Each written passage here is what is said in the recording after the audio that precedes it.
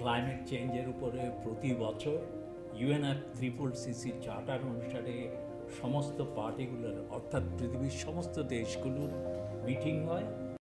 Women own only less than 5% land. Smallholders receive only 0.12% global climate finance. At least 10 to 15% climate finance should be directly accessible to the efforts. Accountability and transparency mechanism established in fund flows, safeguarding smallholders during LDC graduation. আমাদের এই চাষটা শিল্প মন্ত্রণালয়ের আন্ডারে, অথচ এত বাগান, আমরা এই চা বাগানের জন্য আমরা কি রাসায়নিক সার আমাদের জন্য বরাদ্দ তেমন একটা নেই। বাংলাদেশের দক্ষিণাঞ্চল সবচাইতে ক্ষতিগ্রস্ত এলাকা জলবায়ু পরিবর্তনের কারণে। আমরা মূলত যেটা আমাদের খুবই দরকার সেইটা হলো আমাদের ভেরিবাদ সংস্কার করা দরকার। বৃষ্টির পানিটা যাতে সংরক্ষণ করা যায় এটা আমাদের জন্য খুবই গুরুত্বপূর্ণ।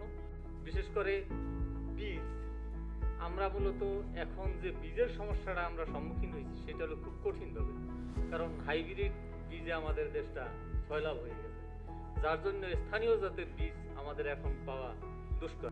কৃষক বান্ধব প্রকল্প হতে হবে, কৃষক বান্ধব, এবং কৃষকের ওই উপর পাশ থেকে প্রকল্পগুলো না হয় নিচ পাশ থেকে প্রকল্পে কৃষকদের চাহিদা, আসলে আমাদের চাহিদাটা কি সেই নির্ভর করেই প্রকল্পগুলো হওয়া উচিত। তাহলেই এটা দীর্ঘমেয়াদী হবে এবং লাস্টিং করবে।